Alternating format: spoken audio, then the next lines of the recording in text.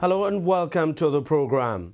When Nigeria's main opposition party, the All Progressives Congress, concluded its presidential primary and elected former head of state Muhammadu Buhari as its presidential candidate for next February's presidential election, every attention shifted to who Buhari's running mate would be. The APC leadership held several meetings and kept everyone guessing who its vice presidential candidate would be. Now, while the waiting game lasted, several names were mentioned in the media.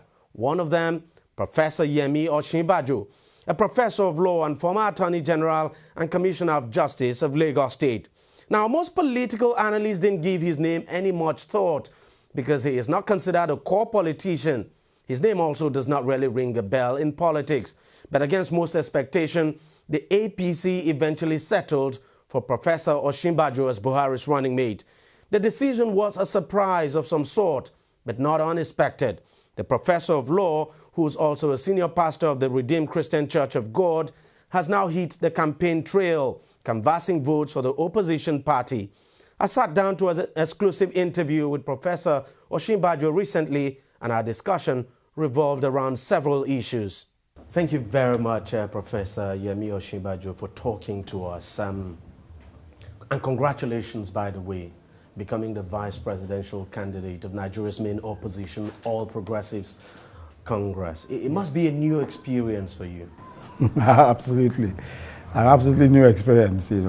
Obviously, as you know, I've never run for office before. So this is the first time that I'm running for office. So it is a new experience, yes. It's the first time you'll be running for office, and you'll be running this time for the highest office. Well, the highest but one. Well, yeah, the highest but one. Yes, it is obviously the first time that I'll be running for office, and also, yeah, high office, the running as vice presidential candidate of the APC. It must be quite challenging being vice presidential candidate. Can you tell us the enormity of the challenge before you and as you run for that position? Well, I think that running for the position is, of course, less a challenge than when we win, in which case one will be supporting the president and trying to execute the APC's agenda, the APC's manifesto for governance. And I think that will be when the real challenge will come. Running itself is exciting, is interesting. Speaking to people, getting their feedback, understanding what it is that's important to the people of this nation, and trying to let people understand that the APC has the answer to most of the issues that they raise. So that part of it is interesting because it's an engagement. That your party leadership decided, to put their faith in you by choosing you as the party's vice presidential candidate? Did it come to you as a surprise? Humbled and surprised, yes, certainly. I mean, as you probably imagine, there are 1,001 very well qualified people who could have been chosen for this position. Persons with far more political experience, far more name recognition, and all sorts of other qualifications that would make them very competent for this for the position. So obviously, I was very surprised and indeed humbled by the choice of the party. You just hit the nail on the head. I mean, you just said you haven't got that name recognition. Yeah. There are some people who have that more name recognition, yes, than you do, and people who are more politically experienced. And of course, absolutely, you just said it that you've not run for any, absolutely, political office, yeah, before. Yeah. And some people have said, could that be do you think that could count, that could be a problem for you as you start campaigning in the next few days? Well, here we are. We started campaigning already. I think that the name recognition bit we can deal with because we're already out there speaking to people, media, where interviews, and all manner of ways by which a person is better known. And I think that one of the chief ways is by engaging the people and speaking to the people and letting them know and understand the issues. As with everybody, you start somewhere and people get to know you as you go along. And that's really what it is for every politician. whether it is Obama in the United States of America. At some point, people ask the question, Obama who, Barack who, or whatever. But in no time at all, there he is, well known to everyone. And I think media today makes it easier because there's all sorts of media. I mean, social media, regular media, the traditional media, you know, print and all of that. And with the barrage of opportunities in the media, name recognition does not then become a challenge. You know, obviously, if you are starting off with name recognition, is a good thing. It has its advantages, also has its disadvantages, as you can possibly imagine. The political experience becomes a problem. Yeah. Well, political experience, there's experience of every kind. You know, I've been active. First of all, I served as advisor to an attorney general. Then I served as attorney general of this state, Lagos State, for 8 years. You know, and in that capacity, you know, obviously you are politically exposed. You know, but I've also since then been very active, both in the civil society. I operate in a number of civil society organizations, and then of course, you know, I pastor. You know, I pastor not just a church. I'm a province pastor of the Redeemed Christian Church of God, which means that I supervise 91 churches. You know, which, you know, by itself is active engagement. So I think that in order to be able to lead people, what you really need is responsible activity of the sort that constantly causes you to engage with people. And once you're constantly engaging with people and you are using that engagement for maximum benefit for those people, then you have the relevant kind of experience for the kind of leadership we're talking about. Yes. Now, what would a Professor Yemi Osinbajo be bringing to the table? I mean, you have a candidate, a presidential candidate who is very popular. Yes. You have a party that is, of course, quite popular and you know, becoming more and more acceptable almost on a daily basis now. Mm-hmm. So what would you be bringing to the table for this party? For me, I mean, I see my role essentially as supporting the presidential candidate who will be president by the grace of God come February 2015. Supporting him in every way and bringing whatever experience I have to ensure that his implementation of our agenda of the APC manifesto is as seamless as possible. And for me, I think that what I'll be able to contribute, first of all, as I said, I'm experienced in civil society. I have quite a bit of experience in civil society. I'm a constitutional lawyer. I've played significant roles in several constitutional engagements in the country, especially the cases and all of that. I also see myself, you know, as a reformer, especially in what is most important I think a first step for any society is law and order and the rule of law. In Lagos State, we pioneered, and I say we, I speak of that government, pioneered some of the most far-reaching reforms of the justice sector. And for example, the Office of the Public Defender, the first government paid for, a state government paid for defense for the underprivileged. And we also started the Citizens Mediation Center, which is an alternative dispute resolution for small claims, you know, and that for many people was an opportunity to be heard. Many people may not be able to afford the court system, the regular court system, but the CMC, or Citizens Mediation Center, was an opportunity for several to be able to engage the justice sector, to be able to engage the legal process seamlessly. I also believe that law and order issues are so primary. I mean, for instance, today we have a law and order situation that is, to put it mildly, worrisome. And I think that I'll be able to look at those issues from my experience and training and be able to bring something to the table. The other thing that I'm concerned about, I'm passionate about, is education. I believe strongly, of course, you know, I'm a professor of law, I've been a teacher since 1981, you know, and I very strongly believe that without proper education, without a proper educational foundation, young people and the future have become endangered. And one of the things we've done as in some of the civil society engagements I have is reading and writing for children in primary school. We have something called an Excel project. It started as an Audley Society Trust project. This is a trust that my wife and I engaged in, but we've now handed that over to the church as well. But what that involves is teaching reading and writing to children in primary school. A quick method of reading. It's called the Jolly Phonics method, and we're operating in 40 schools in Lagos at the moment. And it's incredible how it is that just a small intervention like that can make a remarkable difference in the lives of young people. So we teach these young people how to use this phonics method. Usually, if you know the way the system in many schools is the abacadabra system of learning, But then what we've done with the Jolly Phonics method is to have a system where you don't need to learn A to Z before you can start to form words. From the second, third lesson, you're already forming words. So these young people, many in public schools, are able to read quickly, able to pronounce words quickly.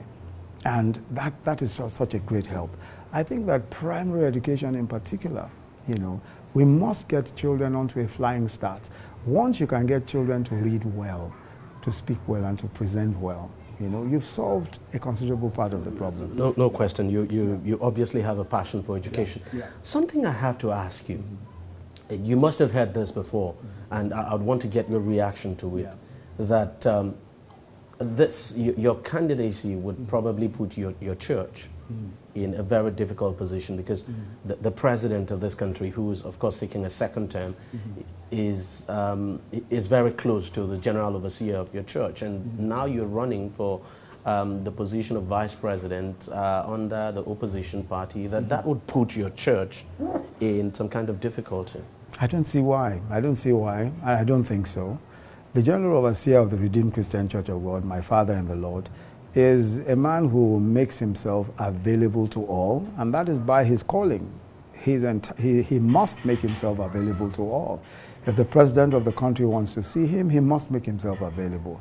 If the poorest man on the street wants to see him, he must make himself available. So really, he's available to all persons all the time.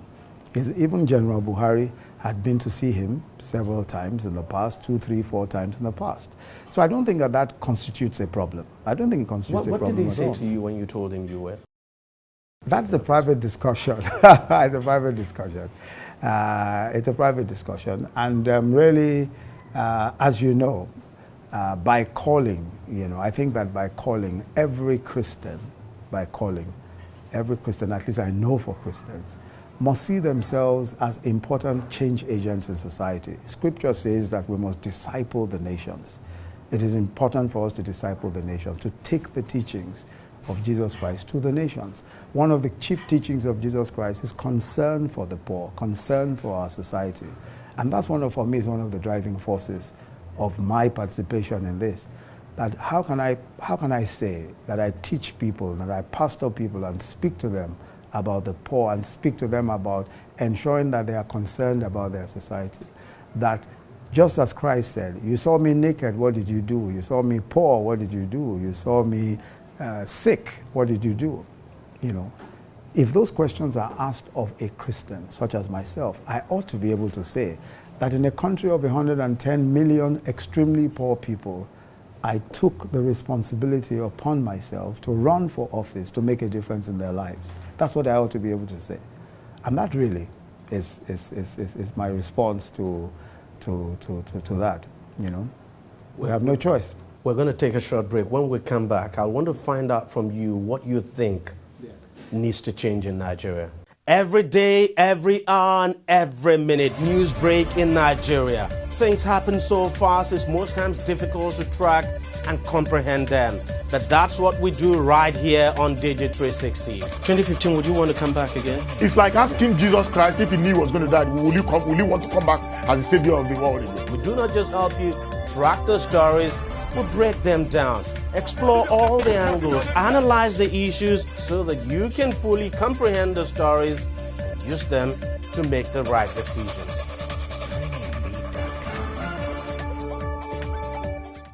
Well, thank you very much once again, Professor Osinbajo, for talking to us. Now, we saw you campaigning. I mean, it's all over the media. We saw you campaigning on, buses. It must be a pretty new experience for you. I mean, to be campaigning on BRT buses. No, not so. Incidentally, not so. I've actually evangelized on VRT bus in the past, so it wasn't such a completely new experience. Okay. And but obviously, I mean, what I was saying on the bus as a candidate, of course, is different from what you say on the bus as a pastor. I have in the past, as I said, evangelized door to door. I've evangelized on buses before. But so for me, it wasn't an entirely new experience. It was more the message that was new, what I was saying. Is it something we're going to continue to see in the coming days and weeks leading up to the election? I certainly would like to do that. And I certainly would like to do that when we win. I certainly would like to do that. I think that engaging with people in that way is more important than 1,000 seminars. It's more useful than 1,000 seminars. You can say all you like about what people want, but you can't get it better than from them directly, as they say, from the horse's mouth. So just looking to eyeball to eyeball and people asking you questions, any question that they like, I think it's a good experience for anyone running for public office. So would you be taking a break from your pastoral activities, I mean, to concentrate on, it's a very short time you have to campaign anyway, yeah. And that will be pretty demanding. So you'll be taking a break from your pastoral activities? I will be taking a break from some of the administrative aspects, but teaching and preaching in church, I'm not really taking a break. I'm available for all of my main pastoral duties. But the administrative aspects of it, of course, I have a full team of very competent pastors and administrators who are helping out with that. From pastor to being a big-time politician, that it must be very difficult. How do you cope combining both roles? Well, you know, one thing about pastoring is that, and it's an interesting point, because you see, one thing about pastoring is that it does expose you in ways that maybe only a politician is exposed to first. As a pastor, you are forever catering to the demands and needs of people in every way. Spiritual needs, physical needs, all material needs, all sorts of needs. I mean, people expect that their pastor will be able to help them, sometimes with house rent, sometimes with school fees. You know, people expect that their pastor would have answers to the challenging problems of the time and challenging problems of the day. People call you up at 2 a.m. and say, Pastor, I'm in hospital, my wife is about to, are you praying, you know, and all of that. I think the demands on your time, you know, from a people perspective, is very similar, if it doesn't exceed the demands on the time of a politician. And people expect a pastor to have integrity. They expect a pastor to say, I'm going to be there and you'll be there. I'm going to do this and you will do it, you know. And I think that is even, I mean, sometimes people don't necessarily, people say, oh, politicians make promises they don't keep. But from a pastor, they expect you to, if you make a promise, they expect you to keep it. So I think the pastoral training is very, very important in perhaps serving the people well. Your party, the APC, has been very critical of the present government in this country. Very critical. What do you think needs to change in this country? Well, let me say first that I prefer to stick to the issues, and there are very many issues that need to be addressed. Unfortunately, I think that the country has gone through years and years of neglect in several different ways. Infrastructure is horribly neglected. All manner of infrastructure, roads, rail, you know, even air transportation, airports and all of that. Schools. Well, if it takes you 5 hours to travel between here and Ibadan, that's not a railway system for 2015. We're talking seriously about a rail system. I mean, this country is the largest economy in Africa. If this is the largest economy in Africa and we don't have a train service that runs as efficiently as Tanzania, which is the equivalent of Lagos in terms of the economy, then something is wrong. You know, and I don't necessarily blame the Jonathan government for all of that, but the PDP has been in power for 15 years now, odd, you know, almost that long, you know. How come there's no efficient rail system? When the Lagos rail system, the rail system that is being built in Lagos is built, that's a light rail system that will show you how an efficient rail system works. But if you say that a railway that takes people from Lagos to Ibadan in 5 hours, to Osun State in 8 hours, it's a rail system.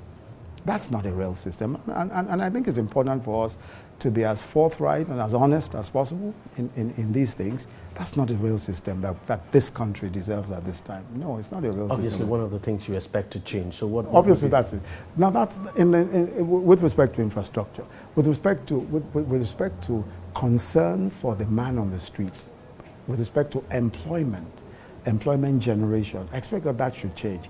Let me explain. 80% of young people, fresh graduates, don't have any work.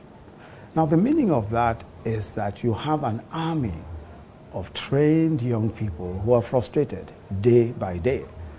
Of course, you're aware of the 600,000 people looking for 5,000 immigration jobs. Yeah. Now there's an emergency out there. And it's important for government to address this. Now, there are two ways of looking at that. One is that there must first be a direct creation of jobs. There are those who will argue, there are all sorts of ideological arguments about government creating jobs or waiting for industry to create the jobs. Now, my submission, and this is the position also of the party, is that when you have that kind of problem on your hands, when you have a major employment problem on your hands, then there must be two tiers. First, government has to intervene. And what we're looking at is 20,000 jobs per state, direct creation of jobs, so that young people can start to at least earn a living, no matter how small their pay may be, in every state. And then the federal government also matches those jobs, for a start. That's the relief. And then we have to work on incentives to employers who are creating jobs. So if an employer, for instance, if Core TV has 10 employees, we say, okay, we're going to give you a tax break if you're able to employ as many as 10 people in regular types of jobs with a certain minimum wage. We'll give you a tax break so that you may not pay X tax or you may not pay that tax, because we want to encourage you to employ as many people as possible. Government will also recognize you. For those employers of labor who are employing a certain number of people, government recognizes them. Government gives them some recognition aside from tax breaks. And then, of course, we then look at agriculture, which is another big employer of labor. There's retail, which is another big employer of labor. Look, agriculture, for example, is one of the areas where we think we can actually encourage people. You're not impressed with what has been done now, because agriculture would appear to be the government says it's one of its biggest achievements. There's interesting work there. But first, I'm looking at this, first of all, from the point of view of employment. I'm looking at it first from the point of view of employment. And from the point of view of employment, I don't think there is enough going on. One of the key things is this. Of course, agriculture still remains one of the largest sectors of our economy, but real jobs is what I'm talking about. If, for example, what the APC is planning to do is to say, just as was done in Thailand for rice. In Thailand, the government decided, we will buy all of your rice production. If you produce rice, we'll buy it at a certain minimum amount of money. Almost like the commodities boards that you see. And now, of course, there's a surfeit of rice in Thailand. There's far too much rice. We're one of the major importers of Thailand rice. So every farmer, every person who is farming rice knows that all of that produce will not go to waste. Now, that encourages people to actually go into farming. And that is so if you do so for different crops, if you do so for producers of different crops. If you say, we will pay a minimum price, and this is the plan of the APC, we'll pay a minimum price for your production. If we pay that minimum price for your production, many people will go into agriculture. And if many people go into agriculture, young people will be more creative about agriculture. More people will invest in agriculture because government is at least doing something about it. You see, there are those who will argue, there are ideological arguments. There are those who will say, oh, it's not good, subsidies are not good, how much can government afford, and all of that. But ask, where in the world do you have a serious agricultural sector that government does not subsidize? Where in the world? So what we need to do is to subsidize in such a way that jobs are created. Every one of the policies of the APC is directed at job creation. The question we ask in every one of our major economic policies, the question we ask is, how many jobs will come out of this? How many jobs will come out of this? That's so important. Because if you don't have, if your economic plans don't address your major social concerns, then you don't have an economic plan. You just have something in the air. And with all due respect, what I find that the present government does, there are a huge number of economic statistics that show that things are looking good. But out there on the streets, it's poverty. Out there on the streets, it's tension. One big issue, it's corruption. It's a very big problem in this country, and that has set us back so many years. Do you think the present government is dealing with it the way it should? No, and I'm sure that all of us know that that's not the case. That's not the case. But you see, again, my issue is, you know, just to keep our focus on the issues. What is a way to ensure that corruption does not thrive? Is there something wrong with the Nigerian people? No, there's nothing wrong with the Nigerian people. The only thing that is wrong is the absence of consequence. If you are corrupt and there is no consequence, then not only will you continue to be corrupt, other people will join. So we have at the moment a situation where most people feel that there is no consequence for corruption.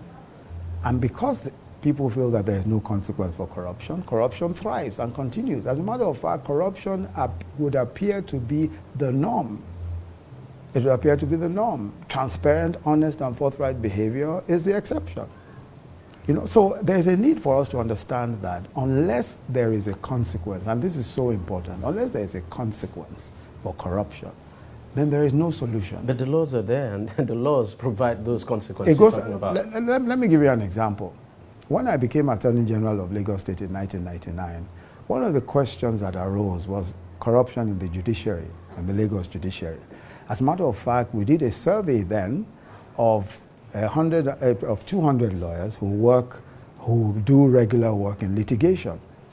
And of that 200 lawyers, 89% said that the judiciary was notoriously corrupt. So it was clear to us that there was a need to take a look at that whole question of corruption. Now, first thing, we had to take a look at remuneration in the judiciary. And this is a public service issue. We took a look at remuneration.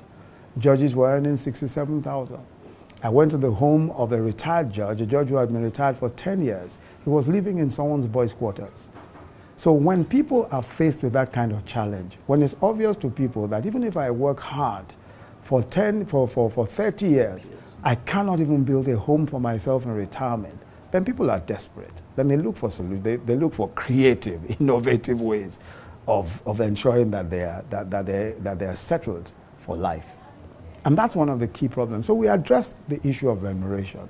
We addressed the issue of remuneration of judges. We addressed the issue of homes for judges. That the first thing as a judge, and today in Lagos, if you're a judge, you are entitled to a home of your own for life. It's yours. It's not an official quarters, it's yours. You know, we addressed the issue of their pay. That affected several other jurisdictions in Nigeria, and several other jurisdictions had to take a second look at their pay.